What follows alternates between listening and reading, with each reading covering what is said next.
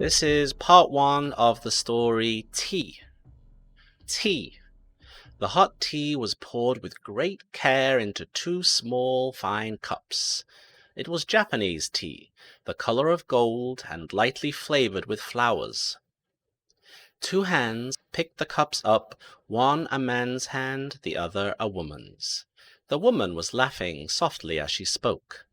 "Well, Chris," she said, "I know you've been here for a month already, but let's drink to your new flat. I still don't understand why you're paying so little for the flat when it's in the center of Paris. But who's worrying?" Alice Delancey drank the hot tea all at once, then coughed.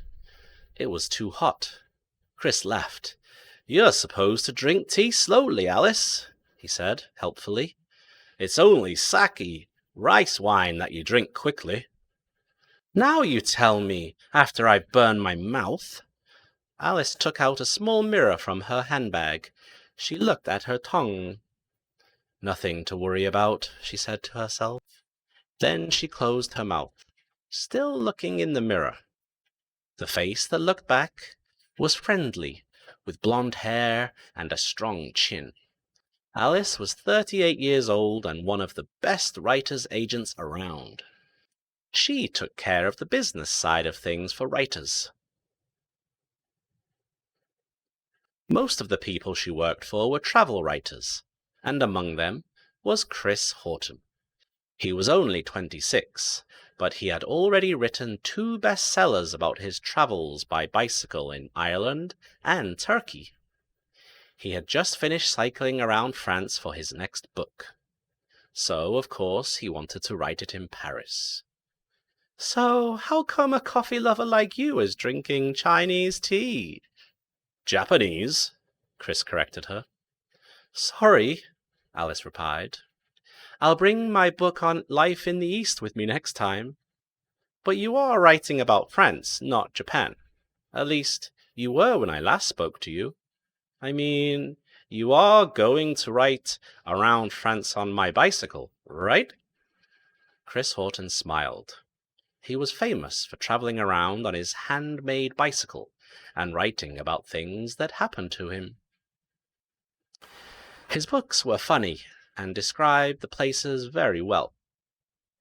Chris was from Yorkshire in England. He liked to look around other countries and compare them to Yorkshire. Chris was a big man with short brown hair under his well-known flat cap. His face was seen on television travel programs by millions of people. He was well known for the way he spoke and making people laugh. He was the kind of man who liked drinking big glasses of beer, and here he was drinking little cups of Japanese tea. Only this wasn't Tokyo, it was Paris. Alice decided it was one of his jokes. Chris liked jokes. "Don't worry, Alice, you'll see the book soon enough. You know I write quickly. I made lots of notes while I was traveling, and all I have to do is put them together. No problem. Have I ever been late finishing a book?" "No, you haven't, so don't start now." Alice knew there was a lot more to writing a travel book than putting notes together. So did Chris, and Alice knew he knew. Oh, he could make her so cross sometimes. Alice looked around the flat. It was quite old.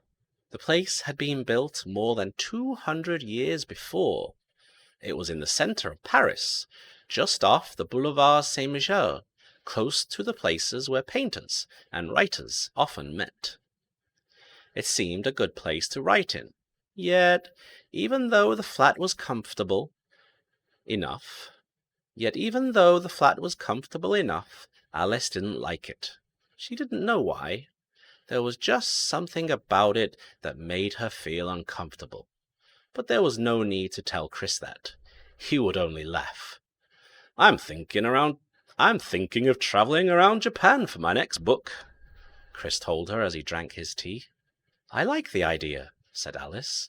"But how about writing this book first?" Chris smiled and picked up the pot. "More tea?" 2. Delancey at agentsinc.co.uk. From editor at newbooks.co.uk. Dear Alice, it has been 5 weeks since you came back from Paris to see Chris Horton. We haven't received a word of around France on my bicycle yet. We can't get an answer from him. We hope that you, as his agent, might have more luck. Chris, as you know, is usually very quick to complete his work. We've heard he has plans to write a book about Japan. Why hasn't he said anything about this to us? We can't possibly consider another book until he has completed this one. Please do what you can to get some results soon. We will pay for you to see Chris in Paris once more if necessary to help him with any problems he may have. Alice was not used to getting this type of email from publishers about one of her writers. She felt bad even though she knew it wasn't her fault. But they were right. It wasn't like Chris to keep his publishers waiting. Not like him at all. He usually liked to finish one thing before going on to do something else.